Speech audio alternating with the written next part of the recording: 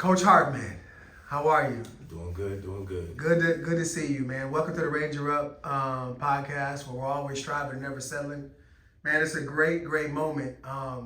Congratulations on your promotion. Appreciate it. And for all our viewers out there, if you don't know, this is our Meet the Coaches, our Ranger Up podcast, Meet the Coaches. Coach Hartman has accepted the defensive coordinator position, and he is now the LoneStar Rangers defensive coordinator. So I know Coach Clark is really happy,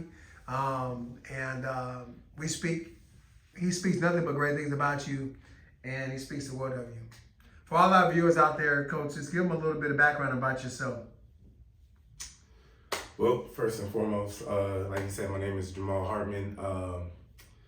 Been around the football scene for good about 15 years or so. Been in semi-pro for the last 5-6 years or so, 4 or 5 years or so. Started off playing with the Rangers, ended up playing with the Tigers and the Vipers, and also the Lampasas Thunder. Defense on every single team. Other than that, glad to be a Ranger Up. All right, so basically out here, this is our Meet the Coaches, and you got a really huge job. You're the defensive coordinator. The Rangers are coming back, and everybody knows that the Rangers was established in 2015, and Coach Clark and Miss Bev started this organization to bring a positive light and a positive organization to the area of Central Texas, right?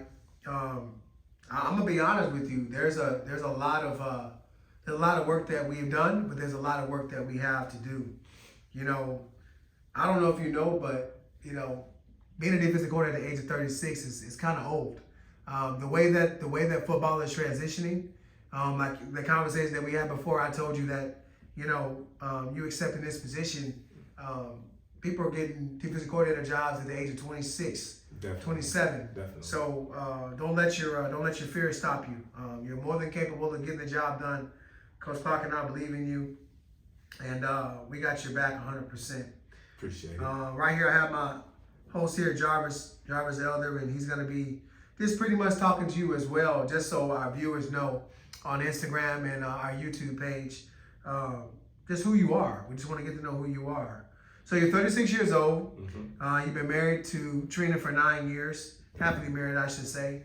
You've got 3 girls and 1 boy. Yes, You've got sir. Amaya 16, Layla 13, Khalil 9, and Nadia 5, right? Yes, sir. Being a father is important, right? But also too, coaching is important. How do you marry the two together between being a coach and a father? In my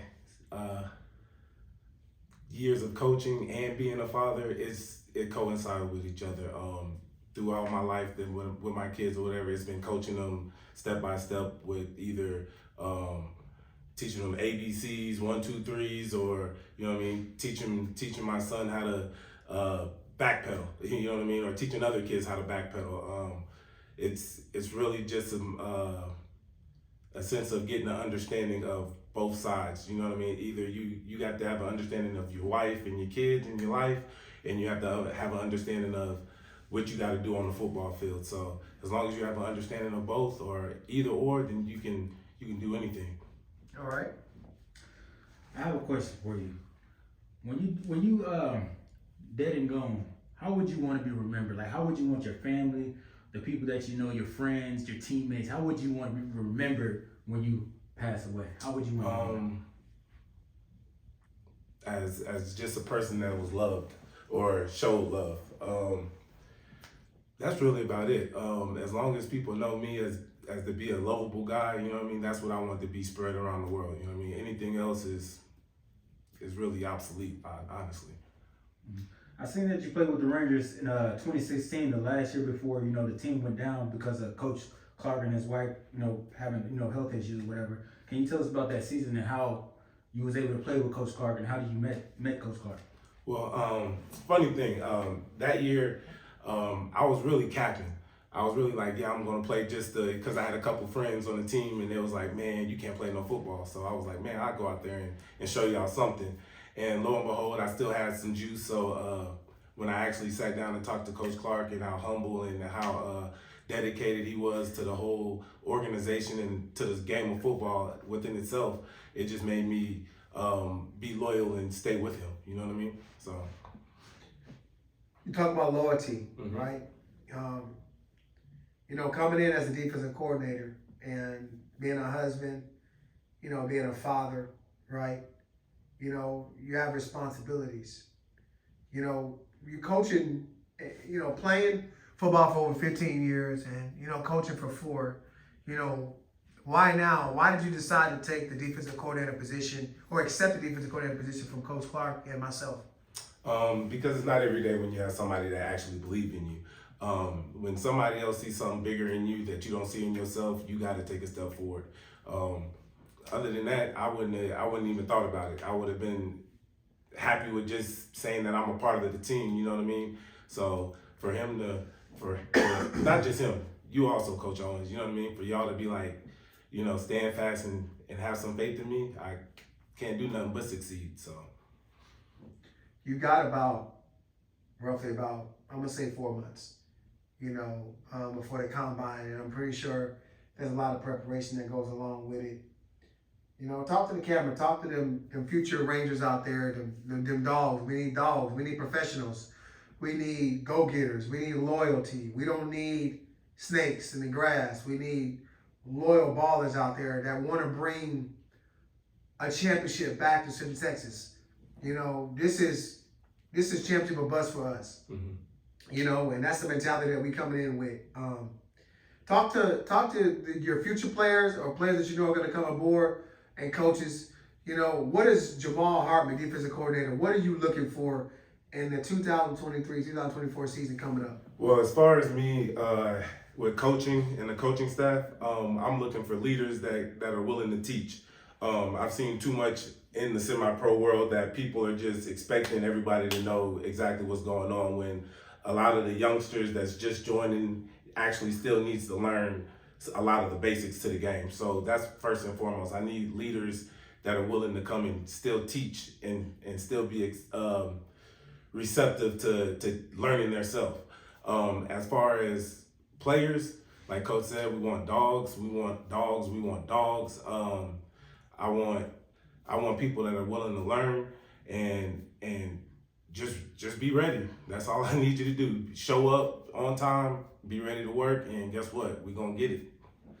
As former teammates, playing with Jamal, I had to say, if I had to compare him to one NFL player, I would have to say he reminds me of Sean Taylor. He comes down, he's gonna lay the wood, he's gonna try to get you out of there. And one thing I would like to say is from playing with you and the experience that we had, playing alongside each other. I'm on offense, your defense.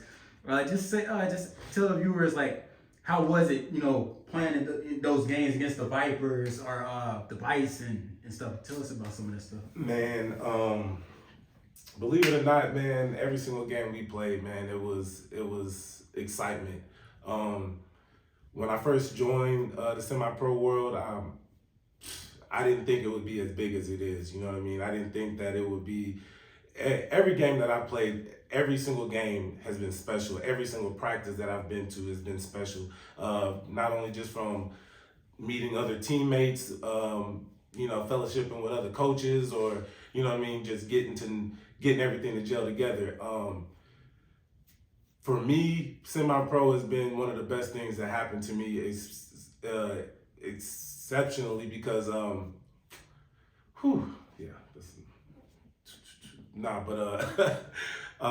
as far as semi-pro, it's unbelievable, man. As long as you put the work in, you'll definitely receive something out of it. So yeah. So when you go back and you look at your career in totality, I met you, I knew you from before, but then I was offensive coordinator with the Vipers for that 1 year, and you and me are actually vegan, so yes, sir. We have something in common. We live in a world of health and wealth, and why did you choose to be vegan, and how long have you been vegan? I've been vegan for at least the last 7 years. what started my journey on being vegan is because my grandma, she passed away of cancer. So, and then my grandpa, he passed away, and he had Alzheimer's and different things of that nature. So, you know, just doing some research upon myself, just noticing like it's a lot of the foods that we do eat that cause that, I'm not gonna say gives you any disease, but it helps magnify the risk of getting different diseases or whatever. So, and since I've noticed in my family we have high blood pressure, you know, most Black families do have high blood pressure, heart attacks, strokes, and different things of that nature. I was like, well, let me try to figure something out to try to prolong my life instead of, you know what I mean, so I can be around longer for my kids and further generations to come. You talk about athletes, and we talk about, I know a lot of people say semi-pro, but I think semi-pro is a step down. I think being a minor professional football league, minor professional football player, you coach, you know, you played alongside of Jarvis, right? Mm-hmm. There's not a lot of guys, we say this every segment, but there's not a lot of guys that have, you know, that mentality like Jarvis. If we can have 65-man roster of Jarvises, I think everything will be, you know, completely better. You know, you're going to have some knuckleheads. You're going to coach guys that you played alongside of that are going to challenge you. You know, what do you say to some guys that feel that you may not deserve this position of a defensive coordinator, that you're just a player, or, you know, that may question you at times? What do you say to them? That's easy. Everybody that played with me knows me. They know I'm a workaholic also. If you got Jarvis over there doing wind sprints, best believe I'm over there doing wind sprints too. You know what I mean? On the opposite end, I don't want anybody to have an upper edge on me. So as far as other people thinking is non-deserving, man, my resume speaks for itself. Everybody that's played with me knows that I have an IQ. If you don't trust in me, then guess what? Hey, it is what it is. But guess what? I trust in myself, so I know what I see, and I know what I can do, and I know what I will do to make our team a better team. I'm glad you said that. You know, Coach Owens, you know, he's our offensive coordinator. You are our defensive coordinator. Yes, sir. I'm sure in practice we're gonna have some battles. And, you know, you're gonna talk some trash to this guy, Coach Owens, and I'm sure Coach Owens is gonna talk some trash to you. What is your expectations like? How do you want practices to be for your defense? Well, defense games, I'm gonna say my defense. Well, I feel like my practices are gonna be far worse than our games. So when we play our games, it's gonna be fun. It's gonna be easy. Me personally, I live by the motto: as slow as smooth, smooth as fast. So that's how I want my defense to be. I don't need you to be running around like chickens with your head cut off. You know, just play things slow, and you'll be in the right spot. You know what I mean? All right. Well, I tell you what, you know, it's definitely an honor and a privilege, you know, to be coaching alongside of you. You know, I will tell you, I will challenge you, and I expect you to challenge me. I'm gonna give you every play that we got. Yes, sir. And diagram it up so you'll know, because I think that for you, when you know what we do and your defense, if we're scoring 60 or 40 points on you guys, that's not a good thing, right? It needs to be. Oh, that's not gonna happen. It needs to be. It needs to be challenging. But the biggest thing that I want to say to you, you know, what I meet the coaches is that, you know, you're deserving of this. Coach Clark and I had a lot of conversations about you. Coach Clark is a phenomenal man and believe nothing but great things in you. And